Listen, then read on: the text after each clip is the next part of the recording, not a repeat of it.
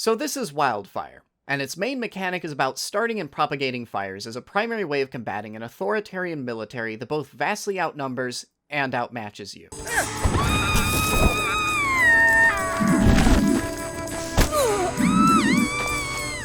If that's not prescient enough, let's also talk about why you're starting fires. The game starts with a bunch of sword-wielding troops marching into your village, burning the place to the ground, and taking your fellow villagers prisoner. And if that doesn't make them mustache-twirly enough for you, just for shits and giggles, they decide to burn you at the stake for the crime of being in the wrong place at the wrong time. When you miraculously survive and discover you have magical powers, you set out after the marauding host, and the game quickly becomes about sneaking and burning your way through enemy patrols to rescue your fellow villagers and bring them home again. You are not the aggressor, and though you eventually do have a showdown with the Archduchess that lords over the soldiers, the objective doesn't come up until almost the final level. Instead, you spend the vast majority of the game simply trying to set a wrong right and ensure that others can't be hurt further by the soldiers' actions. Can you believe that I just happened to be slated to review this game this week? In an incredibly awkward and accidental feat of timing, Wildfire came out on May 25th, the exact same day that George Floyd was murdered. And since then, vast swaths of America have risen up to set that wrong right.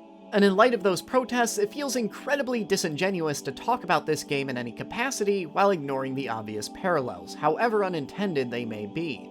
And I get it. This isn't what you guys come to this channel for. This is the place where I geek out about cool game mechanics and you get fun little reviews for games that fit into your daily life. But this is daily life right now. It pervades everything. For the first time since I first made my Twitter account, it has been literally the only thing on my feed for an entire week. Every company with a brand is slowly lining up like dominoes to voice their support for protests, and recent events have been so momentous that they've even reverberated through the video game industry, most notably pushing major announcements like Sony's presser back a week. So you better believe that even fun little toys like a silly little game about setting fires and making bad guys run screaming like children can make a statement. So, this is going to be more analysis than the usual review. I'll be honest, this is about the only thing I can really think about at the moment, and I'm already dreading the next review I'm already scheduled to do, so for this one moment, I want to focus on something important. But before we start deconstructing, let's at least cover the basics of what Wildfire is trying to be, because I assure you, this game is not a manifesto for revolution. First and foremost, it's a stealth game with a nifty mechanic to make it stand out from the competition. The fire propagation mechanic, however conveniently it lines up with our sudden national conversation on real arson, is mostly just there to be this game's hook. A way to give the game some much needed personality, while also creating a unique dynamic far more defined by chaos and unpredictability than your usual stealth game.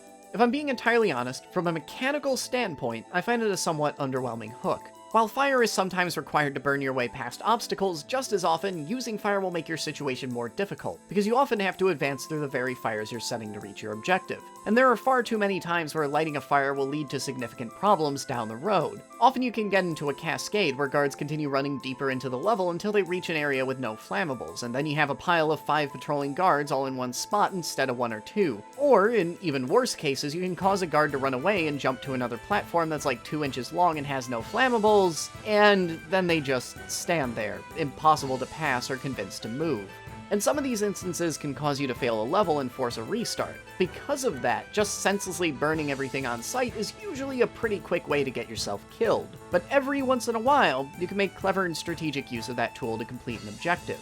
But in general, the game's core mechanics just frequently run into little snags that stop them from quite coming together. Throw in the fact that you eventually gain the ability to manipulate other elements that are frankly more useful than fire, and Wildfire's core mechanic comes with a considerable number of caveats that prevent you from getting to play with it as much as you might like. Which is a bit of a shame, because when you do get to play with it, it leads to some pretty chaotic and amusing set pieces. Which brings us to the second thing Wildfire is trying to be: a comedy game. The fire propagation mechanic is mostly an opportunity for some slapstick over-the-top mayhem, and when guards notice a fire, their reaction is to one and all run away screaming comically. The The comedy extends to the other characters as well. Despite the grim predicament they're in, almost every character is more a punchline than a fully realized person. The few villagers with speaking roles end up the butt of jokes, and the villains will take every opportunity to be the hammiest bad guys they possibly can. These are people who tie prisoners to mining explosives and light a fuse for no discernible reason other than because they can. There is no mustache large enough for them to twirl, and it never produces anything gut-busting, but Wildfire can elicit a sensible chuckle or two when it's not too busy writing awful poetry.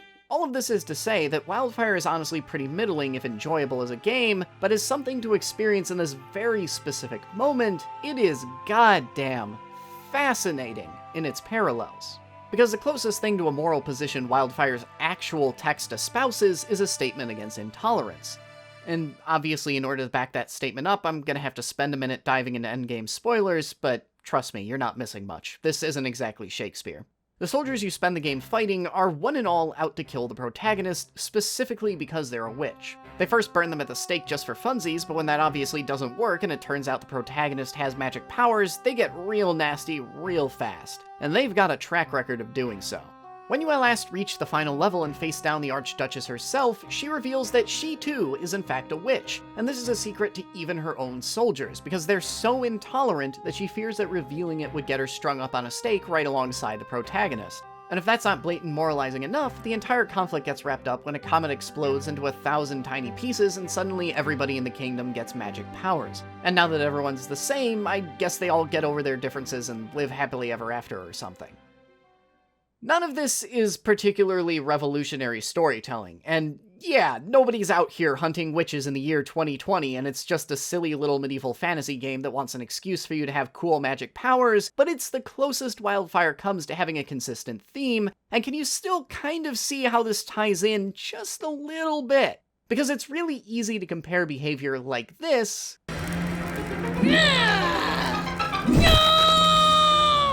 with police chatter going around social media like this, and see some pretty glaring parallels. So while Wildfire might not be trying to take itself particularly seriously, and they're obviously not trying to make an anti-cop statement, that doesn't make the game any less prescient.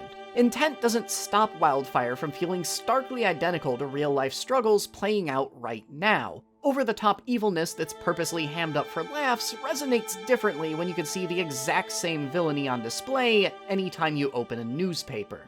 This game uses some pretty straightforward and cookie-cutter bad guys. They're a generic authoritarian military that barely have a discernible goal beyond just doing the most spectacularly evil thing they possibly can at any given moment to justify your hero blowing up half their castle. They will not negotiate, and they actively want you dead just for being you. They will storm into your town, take your loved ones from you, and if you have a problem with it, they are perfectly happy to beat you down to get what they want.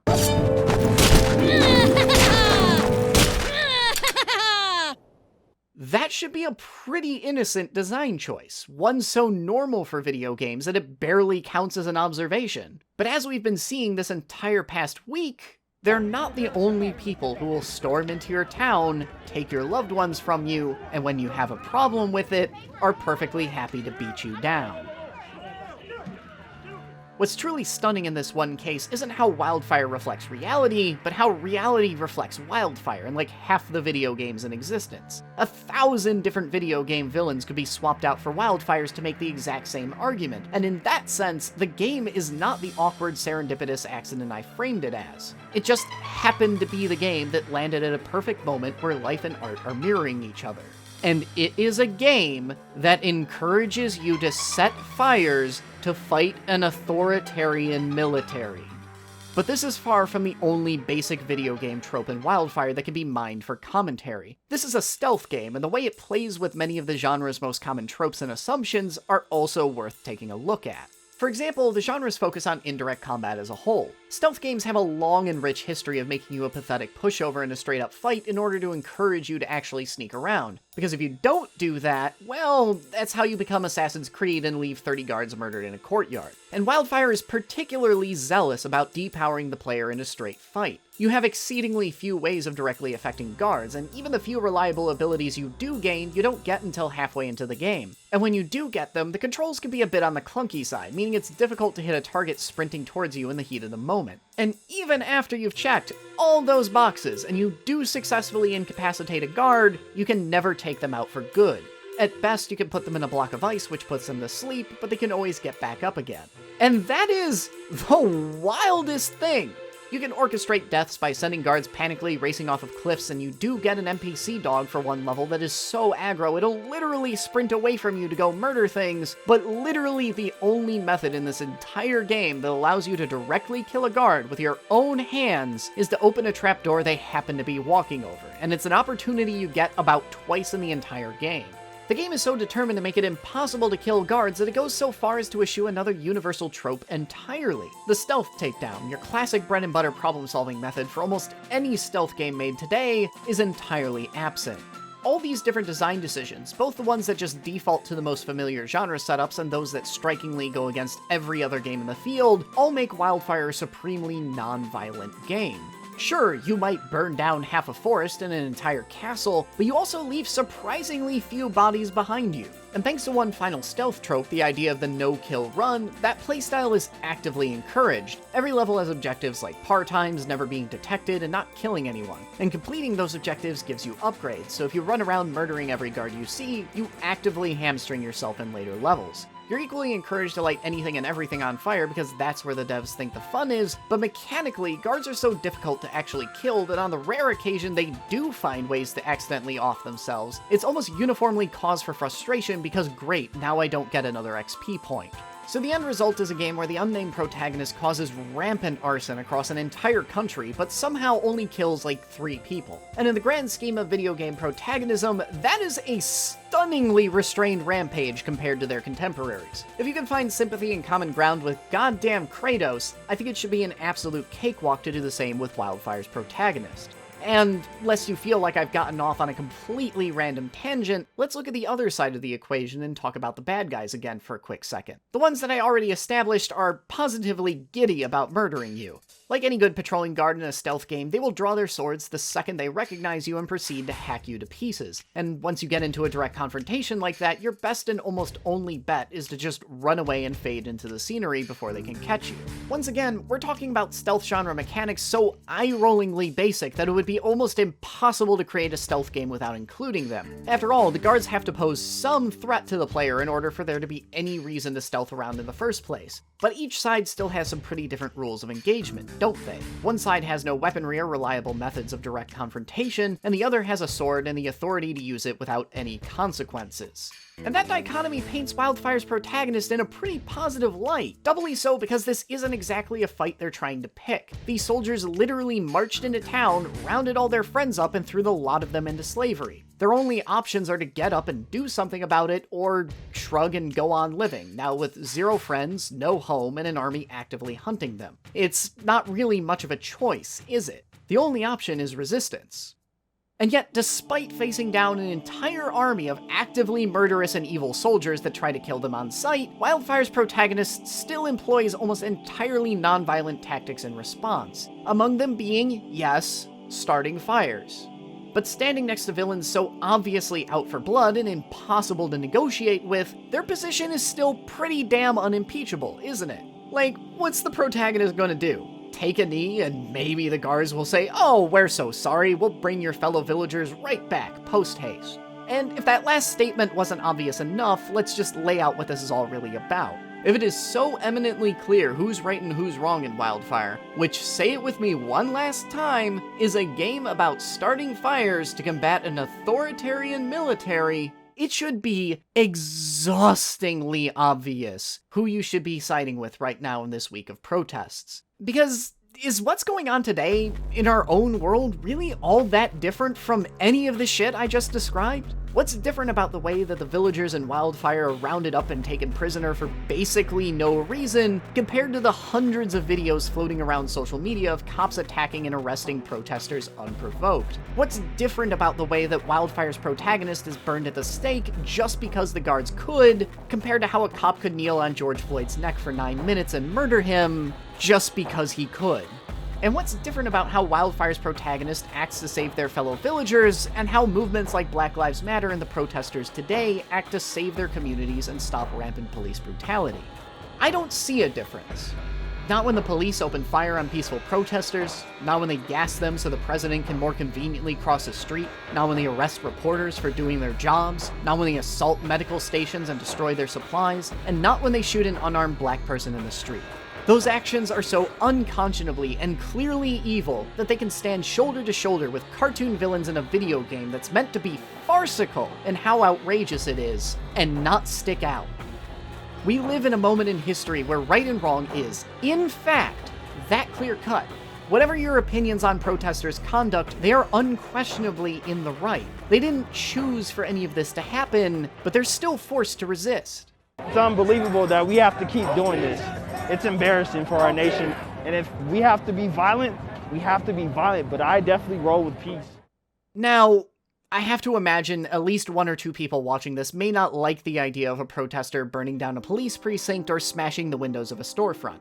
And it's also true that the one part of this entire allegory that Wildfire glosses over is that there are no innocent third parties that get caught in the middle in this game like there are in real life.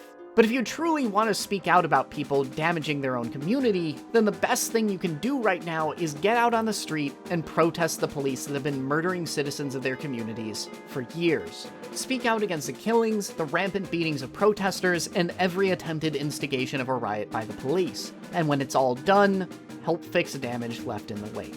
Nothing protesters have done this week comes close to the violence the police have wreaked over the years, are wreaking right now every night on our streets, and will continue to wreak on their communities. And if you've gone through this entire past week and still somehow haven't come to this conclusion, then I hope that me talking about this silly little stealth game with all the tact, subtlety, and eloquence of a brick to the head does something to finally wake you up. And if I'm preaching to the choir, which is the far more likely possibility, then I hope that me being mad as hell and talking about this game at least provided a bit of catharsis. And maybe playing it for a few hours will too. Regardless of where you're at and what you might be struggling with this week, I wish the best for you. And I hope you'll help do your part, either as protesters, support crews for them, or just by donating. You're probably already in the know, but I'll include links in the description on places you can donate right now. I know that for my channel, this video is way the hell out of left field, and I am genuinely sorry if anyone feels disappointed or angry about getting this instead of my usual content, but this fight needs as many people doing as much as they can, and the perfect megaphone literally just landed in my lap. We'll return to my usually scheduled videos next week, but for now, no justice, no peace.